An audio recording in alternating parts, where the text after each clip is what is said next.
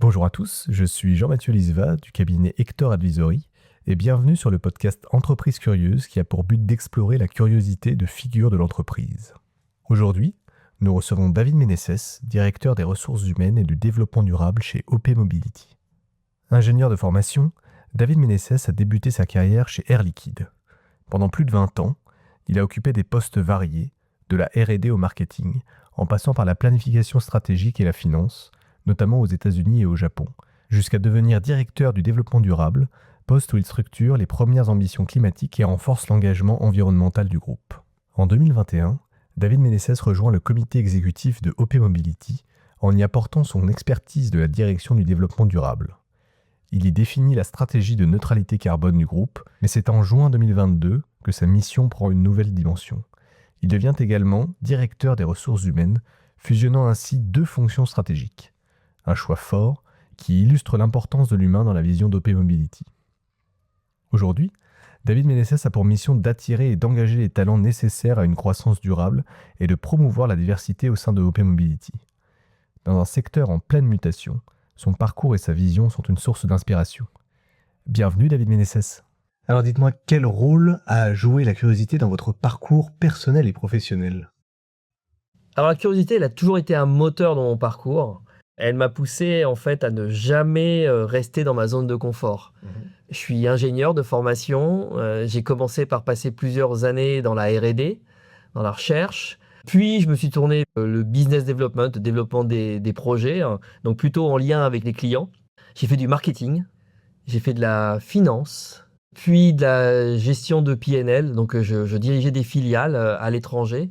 Et ensuite, je me suis tourné vers le développement durable, puis vers les RH.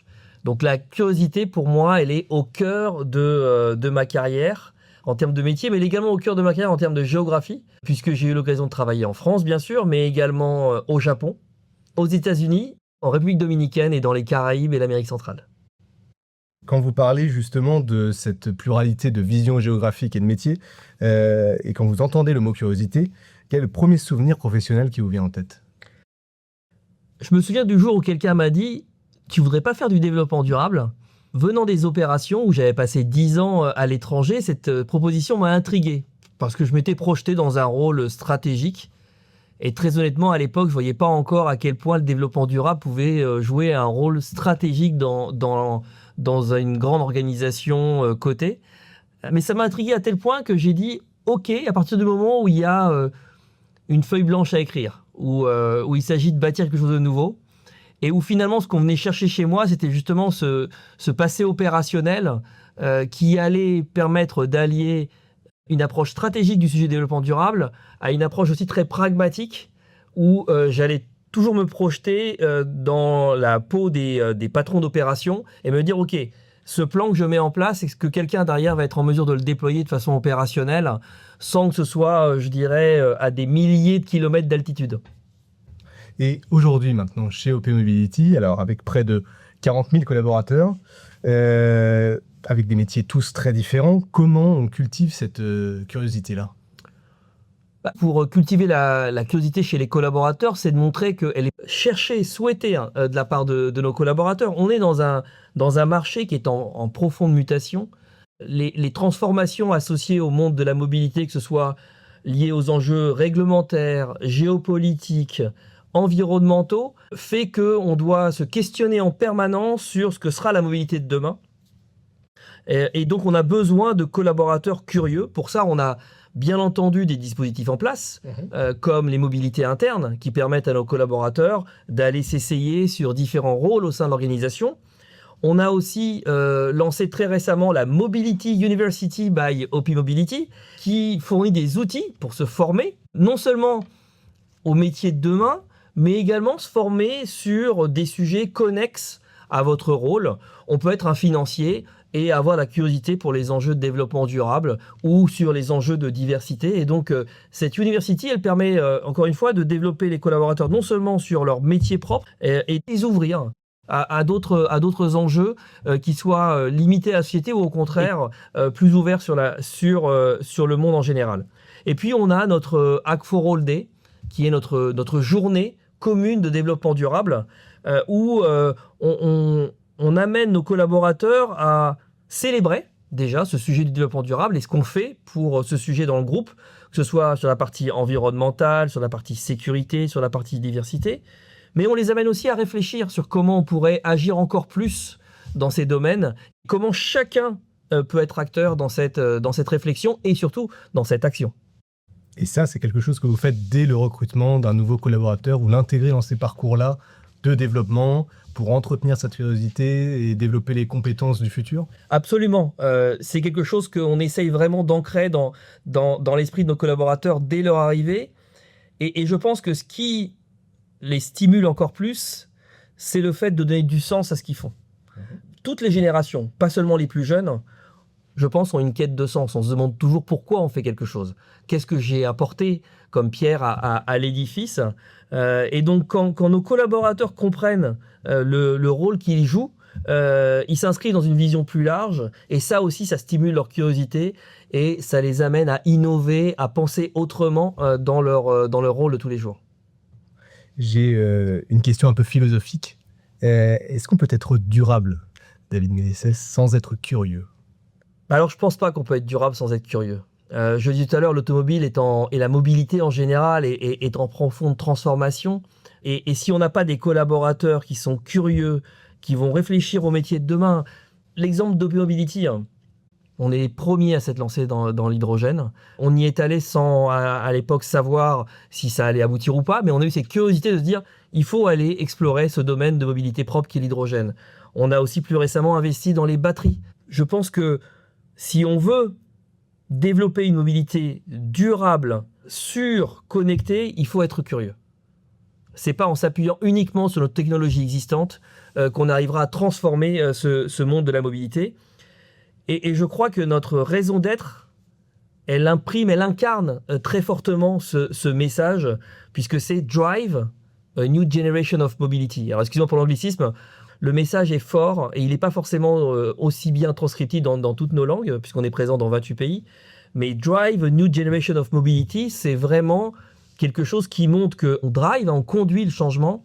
On n'est pas uniquement là pour se préoccuper de nos collaborateurs, des communautés qui nous entourent, mais également de se dire qu'est-ce qu'on peut faire pour laisser un monde meilleur aux générations de demain. Et ça, je pense que ça fait la différence chez OP Mobility. Lorsque vous parlez de transformation de mobilité, justement, chez OP Mobility, dans quelle mesure la curiosité vous permet-elle de faire bouger les lignes et de créer ces bouleversements dans l'entreprise? On a, il y a 6 ans, il y a eu un changement fort de gouvernance au sein d'OP Mobility, avec une organisation qui s'est profondément tournée vers la transformation. On a eu à l'époque la mise en place d'une organisation spécifique de transformation pour, je dirais, préparer notre entreprise au monde de demain, comment la rendre plus résiliente, comment la rendre plus performante, plus tournée sur les enjeux de développement durable. Et c'est Félicie Burel, notre directrice générale, qui était à l'initiative de ce programme de transformation qui visait à renforcer l'agilité, l'efficacité et la transversalité d'entreprise. Et clairement, cette ambition, elle repose sur je dirais une capacité collective à se remettre en question, à être curieux, à regarder comment d'autres entreprises comme nous ont déjà opéré ce type de transformation et à en retirer les apprentissages et les éléments clés qui feront qu'on aura du succès dans notre propre transformation à venir. Vous parliez justement des jeunes générations. Comment OP Mobility en fait favorise la prise en compte de ces nouvelles manières de penser, je parle de RSE, d'éthique, que toutes les nouvelles générations en fait portent en elles. J'imagine que c'est pas quelque chose qui est sanctuarisé à ces nouvelles générations-là. Ça vient aussi certainement d'une forme de management plus ancré. Quel est le message là-dessus? Comment on fait intervenir toutes ces manières de penser nouvelles? OP Mobility, c'est une grande famille qui va avoir 80 ans l'an prochain. Et finalement, dans une famille, se côtoient plusieurs générations. Et chaque génération apporte, encore une fois, des éléments, je dirais, structurants dans les fondations de la famille. Et les jeunes, ils sont là un peu pour challenger le status quo, pour poser les questions qui gênent, qui fâchent, mais qui en même temps sont constructives, qui reflètent ce qu'ils attendent de la part de l'entreprise, si je reviens au monde de l'entreprise. Et donc leur curiosité, elle nous pousse à nous remettre en question, à challenger le status quo, à être plus transparent, plus cohérent, aussi plus ambitieux. Et si on revient sur le domaine du développement durable, encore une fois, je pense que quand on a fait le choix de relier le développement durable et les ressources humaines, puisque aujourd'hui je dirige les deux activités, c'était en se disant les talents de demain sont en quête de sens. Ils ont besoin de voir que leur entreprise s'engage. Elle s'engage en particulier sur des sujets comme l'environnement. Et donc connecter le développement durable et les ressources humaines, c'était montrer que le développement durable est au cœur de la stratégie du groupe et qu'on veut en faire un facteur d'attractivité vis-à-vis des futurs talents. Donc pour moi, j'encourage les jeunes à nous challenger, j'encourage les jeunes à poser des questions de façon très transparente, très ouverte, et nous, on essaie d'y répondre au mieux possible. Merci beaucoup. Une petite question sur la prise de risque donc dans le cadre de l'organisation Open Mobility. Avez-vous un exemple où la curiosité a permis à Open Mobility d'être là où on ne l'attendait pas, d'aller là où on ne l'attendait pas? Je le disais tout à l'heure, il y a 10 ans, on a pris un pari audacieux. On s'est lancé sur l'hydrogène. On a été les premiers à le faire. C'est un marché qui n'existait pas encore. Mais en fait, on s'est dit qu'on était légitime dans ce marché-là parce qu'on partait d'un savoir-faire qu'on avait acquis chez Open Mobility, qui était celui des réservoirs. Donc, chez Open Mobility, on est le numéro 1 des réservoirs pour les voitures thermiques. On fait des réservoirs en plastique, en faisant du soufflage. Et en fait, un réservoir hydrogène, c'est avant tout un réservoir en plastique, sauf que ce réservoir, comme il va contenir un gaz à très haute pression, il doit être renforcé. Et donc, autour de ce plastique, on enroule de la fibre de carbone pour le rendre résistant à une très haute pression. Mais le savoir-faire de départ, c'est le même, et c'est ce qui nous a amené finalement à entrer dans ce marché de l'hydrogène. Et puis une fois qu'on a su faire des réservoirs d'hydrogène, on s'est dit on veut aller plus loin, donc on va aussi transformer l'hydrogène en énergie pour le véhicule, c'est-à-dire on va faire des piles à combustible. Et donc on s'est associé avec un partenaire, ElringKlinger, au travers d'une JV, une joint venture, qui s'appelle EKPO, pour faire des piles à combustible pour transformer l'hydrogène en électricité. Et puis on s'est dit, va falloir acheminer tous ces fluides au sein du véhicule. Donc on fait des systèmes complets d'hydrogène. Il y a 10 ans, encore une fois, on ne savait pas ce qu'allait être le marché de l'hydrogène. Entre-temps, la batterie a pris une place prépondérante dans la transformation de la mobilité individuelle des véhicules particuliers. En revanche, on croit toujours, chez Open Mobility, qu'il y a une place pour l'hydrogène sur une mobilité lourde, donc des camions, mais également une mobilité commerciale, donc des véhicules utilitaires, des trains, des avions. Et donc, au-delà de développer un nouveau marché en termes de produits, on est également allé trouver des nouveaux marchés en termes d'applications. Dans nos métiers traditionnels, parce qu'on recherche le volume, on vise essentiellement les véhicules particuliers. Avec l'hydrogène, et puis ensuite avec la batterie, on adresse également le marché de la mobilité lourde, ou de la mobilité commerciale, ou du ferroviaire. Quand vous parlez de partenaires, est-ce que vous avez plus largement un exemple de bonne pratique que vous avez pu observer dans une entreprise curieuse, c'est-à-dire un endroit où vous avez pu puiser une inspiration aussi, que ce soit en termes d'éveil de la curiosité pour les collaborateurs ou en termes même d'activité propre à Open Mobility?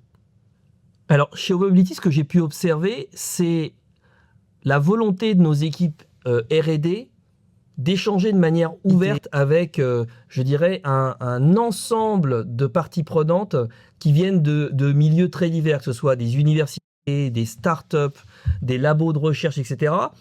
Et une fois par an, on a un événement qui est ce qu'on appelle le MIT Symposium. Alors pourquoi le MIT Symposium? Parce que c'est en collaboration avec le MIT, le Massachusetts Institute of Technology. Et c'est un moment où on vient partager ce que l'on fait. On vient aussi écouter ces parties prenantes externes pour nous inspirer. Donc on a eu 3 éditions déjà de ce MIT Symposium, certaines tournées sur justement comment rendre un véhicule plus durable, un autre événement autour des impacts de l'intelligence artificielle. Voilà, tout ça, ça nous alimente. Et sont invités à ces symposiums non seulement nos équipes R&D, mais également nos équipes de leadership. Donc tout le comité de direction d'Open Mobility participe à ce symposium, et également les leaders de différentes lignes d'activité. Et ça, c'est un moment important. Et je pense que quand on est capable dans une entreprise de se dire que on sort de notre quotidien pour participer à ce type d'événement, ça montre que, encore une fois, on n'est pas uniquement dans le court terme. On essaye d'ouvrir un peu nos chakras, d'ouvrir nos esprits et réfléchir sur ce que sera encore une fois notre métier, nos métiers à l'avenir. Et justement, sortons du quotidien professionnel, on va dire. David Ménès, est-ce que vous avez un livre, un film ou une rencontre qui aurait éveillé ou réveillé un sentiment de curiosité récemment?